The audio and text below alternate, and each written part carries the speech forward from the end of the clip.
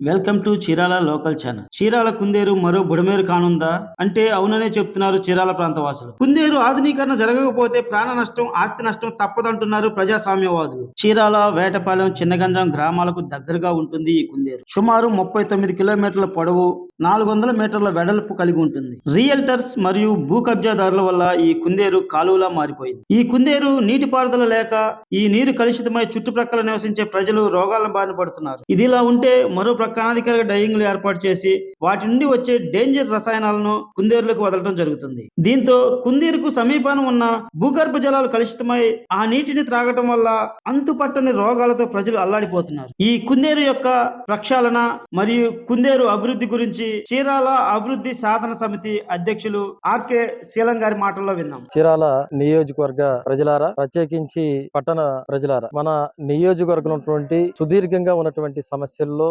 ప్రధానమైనది కుందేరు వాగు సమస్య అనేది ఈ ప్రాంత ప్రజలందరికీ విదితమే. కుందేరు వాగు అనేటువంటి విషయం మీద దాదాపుగా ఒక 30-35 సంవత్సరాల నుంచి ఈ సమస్య మీద ఈ ప్రాంత ప్రజలు అనేక వందల సార్లు రిప్రజెంట్ చేయడం జరిగింది అధికారులు. ఎవరైతే ఈ నియోజకవర్గంలో ప్రజల మీద పరిపాలన చేస్తున్నటువంటి ఎమ్మెల్యే స్థానంలో ఉన్నటువంటి వ్యక్తులు కూడా వారు ఎలక్షన్ లో కంటెంట్ చేసేటప్పుడు దీని మీదే ప్రజలకు వాగ్దానాలను చేయాల్సిన పరిస్థితి ఉంది. అంత ప్రాముఖ్యత ఉన్నటువంటి సమస్య. ఒకప్పుడు ఒక మణిహారంగా ఉన్నటువంటి ఈ కుందేరు వాగు అప్పటి పెద్దల్ని మనం అడుగుతుంటే ఒక పంచదార నీళ్ళలాగా, కొబ్బరి నీళ్ళలాగా తాగినటువంటి ప్రదేశాలు ఇవి. కుందేరు వాగు అనేది ఎంతో ఘనమైన చరిత్ర కలిగి ఉంది. అంటే దాదాపు కాకతీయుల కాలం దగ్గర నుంచి ఒక స్వయం సిద్ధంగా ఏర్పడినటువంటి ఒక రేవు ప్రాంతం ఇది. ఈ ప్రాంత వాసుల్ని ఒక తల్లి గాని బిడ్డల్ని ఎలా అయితే కడుపులో పెట్టుకొని రక్షిస్తుందో ఆ విధంగా రక్షిస్తూ వస్తుంది. అదే కాకుండా ఈ వాగుకి ఆనుకున్నటువంటి గడ్డి భూములు అయితేనేమి, మరికొంతమంది దీని మీద జీవనాధారంగా అంటే ఈ వాగులో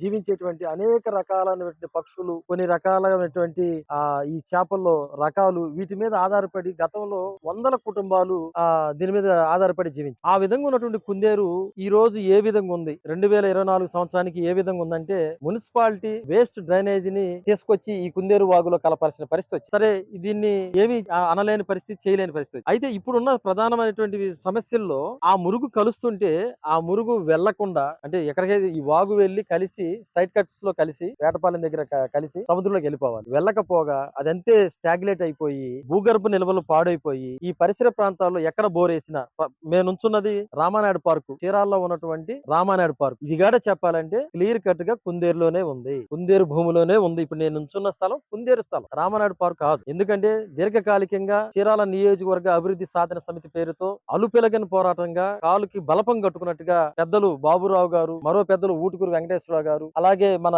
జయరాజ్ మాస్టర్ గారు, ఎవరైతే ప్రముఖులుగా ఉన్నారో వీళ్ళందరినీ కూడగట్టుకొని చేసినటువంటి పోరాటంలో ఈ కుందేరుని మేము చేయగలిగింది సాధన సమితి పేరుతో ఎక్కడైతే మనకు కోర్టు పరిసర ప్రాంతాలు ఉన్నాయో అక్కడి నుంచి 3 రోడ్లు కూడల వరకు ప్రతి బిట్టు చూసుకుంటా వెళ్లి సర్వే నెంబర్లు చూసుకుంటూ వెళ్ళి మార్కింగ్ చేయడం జరిగింది కాబట్టి మేము చెప్పగలుగుతున్నాం కుందేరు ఎక్కడ దాకా ఉందని ఆధారాలతో. ఆ తర్వాత ఇక మనం ప్రధానంగా మురుగు అయితే ఏదైతే నిలబడిపోయి ఉందో దీనివల్ల ఈ భూగర్భ నిల్వలు పాడైపోయి ఇప్పుడు కొత్తపేటలో జీవిస్తున్నటువంటి ప్రజలకైనా, ఇటు పట్టణ ప్రాంతాల మున్సిపాలిటీలో ఉన్న వాళ్ళకైనా ఇక్కడ జీవించలేనటువంటి ఒక భయంకరమైన దుర్గంధం వాసన వచ్చేస్తుంది. కారణం వేస్ట్ అయినటువంటి ఈ హోటల్స్ పదార్థాలు, మటన్, చికెన్ ఐటమ్స్, కొన్ని విషయాలు, ఆ తర్వాత ఈ పట్టణ మురుగు మొత్తం, దాంట్లో కలిసేటు సీసం, లెడ్, ఇంకా భయంకరమైన పదార్థాలు ఇవన్నీ వచ్చి స్టాగ్యులేట్ అయిపోయి ఈ ప్రవాహం అయితే కొంతవరకు సముద్రంలో కలిసిపోతుంది అని చెప్పి మనం వదిలేసేయచ్చు.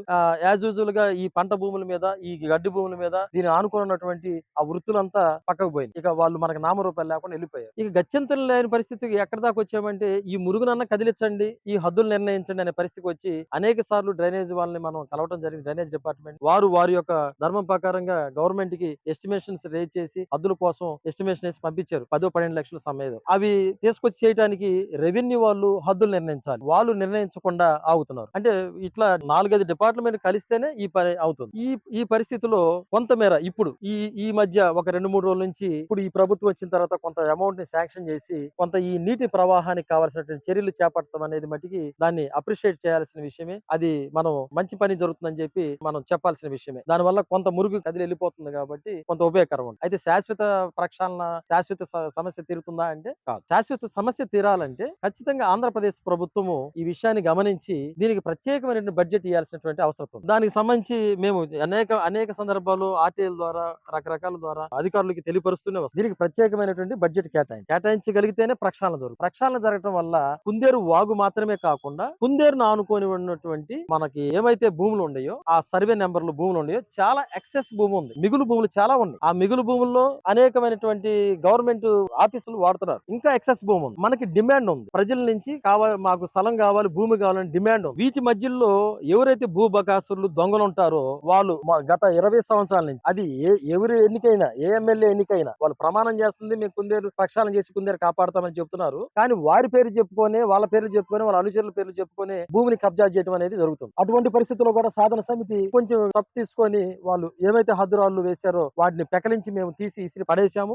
అది ఆ కార్యక్రమం చేసాం. ఆ తర్వాత వాళ్ళు ఒక అడుగు వెనకేశారు. అంటే ఇక్కడ మేము చెప్తుంది ఏంటంటే కుందేరు వాగు ఒకప్పుడు ఏ విధంగా అయితే మనకు జీవనాధారం అని చెప్పి ముందు మాటలో మనం చెప్పుకున్నామో ఆ నీరు కాకపోయినా దీన్ని ప్రక్షాళన చేయకపోతే శాశ్వతంగా మరో బుడమేరు అయ్యే పరిస్థితి వస్తుంది. ఏంటి కారణం? మనకి ఏమైతే పైనుంచి వచ్చేటువంటి వరదల నుంచి వచ్చే వాటర్ ని స్టోరేజ్ చేసుకొని సముద్ర బంగాళాఖాతంలో ఉన్న ఆటుపోటుల్ని దానికి అనుకూలంగా ఇది మారి ఉన్న స్టాగ్నేట్ వాటర్ ని సముద్రంలోకి పంపించగలుగుతుంది. ఇప్పుడు ఎక్కడికక్కడ కబ్జాలు అయిపోయి మొత్తం కబ్జా అయిపోయింది. ఈపురపాలెం స్ట్రైట్ కట్టు, అటు వేటపాలెం స్ట్రైట్ కట్లు వాటి మీద వచ్చేలాగా అది ఒక వింత పోకడ. గత 30 సంవత్సరాల నుంచి ఆడున్నటువంటి ఇసుక దిబ్బల్ని, ఇసుకల్ని మొత్తం తీసుకెళ్లిపోతుంది. అంటే అటు కరకట్లు బలహీనం అయ్యి కుందేరు వాగు కబ్జాకు గురయ్యి ఉన్న మురుగు స్టాగ్లేట్ అయిపోయి ఇంత అయిపోతే రేపు సముద్రంలో మనకి పెద్ద వాయుగుండాలు ఏర్పడినా లేదు పై ప్రాంతంలో నుంచి వేల లీటర్ల గ్యాలెన్స్ ఆఫ్ వాటర్ వచ్చి పడినా మరో బుడమేరు ఖచ్చితంగా చీరాలైపోతుంది. వాళ్ళకన్నా వాటర్ వెళ్లే సోర్స్ ఉంటుంది. విజయవాడకు ఇంకో దగ్గరకు మనకి వాటర్ వెళ్లేదానికి వాళ్ళకి సోర్స్ ఉంది. అంటే ఒక 4 రోజులు 5 రోజులకు వాటర్ వెళ్తుంది. చీరాల ప్రాంతంలో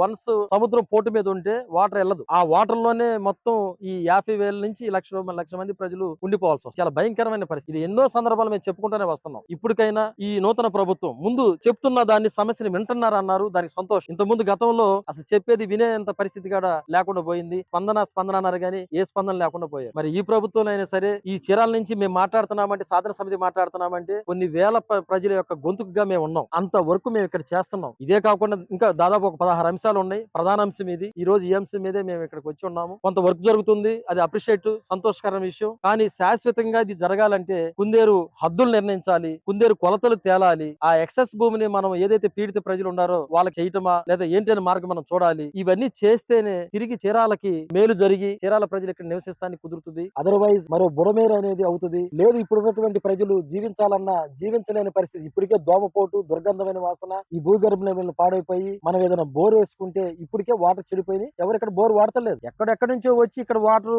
కొబ్బరి నీళ్ళని తాగిన వాళ్ళు ఇప్పుడు ఇక్కడ నీళ్లు తీసుకోవట్లేదు. ఇప్పటికే కొనుక్కుంటున్నాం మనం. అంటే ఎంత అభివృద్ధి అంటారా? సరే ఏమైంది, ఆ పరిస్థితులకు వెళ్ళిపోయాం. కాబట్టి మీడియా ద్వారా ప్రత్యేకించి ఈ చీరాల లోకల్ ఛానల్ వచ్చిన తర్వాత నిజంగా వారు చీరాలకి ఎంత మేలు జరగాలో ఆ విధంగా ప్రతి అంశంలో వాళ్ళు ముందుకు వెళ్తున్నారని మాకు అనిపిస్తుంది. వాళ్ళకి కూడా మేము అప్రిషియేట్ చేస్తున్నాం. మా సాధన సమితి జరుగుతున్న వారికి ధన్యవాదాలు తెలియపరుస్తున్నాం. ఈ వీడియో చూస్తున్నటువంటి వీక్షకులు, అది చీరాల ప్రజలైనా అధికారులైనా ప్రభుత్వమైనా గుర్తించి కుందేరు వాగికి సపరేట్ బడ్జెట్ ని ఏర్పాటు చేయాలి. వాచ్ డాగ్ కింద ఒక నాన్ గవర్నమెంట్ ఆర్గనైజేషన్ కింద మాలాంటి సోషల్ వర్కర్స్ ని సాధన సమితి అనే పేరు మేము మాలాంటి వాళ్ళని దీంట్లో మీరు ఇంక్లూడ్ చేసుకోవటం వల్ల దీనికి శాశ్వత ప్రక్షాళన జరుగుతుందని చెప్పి తెలియజేసుకుంటూ సెలవు.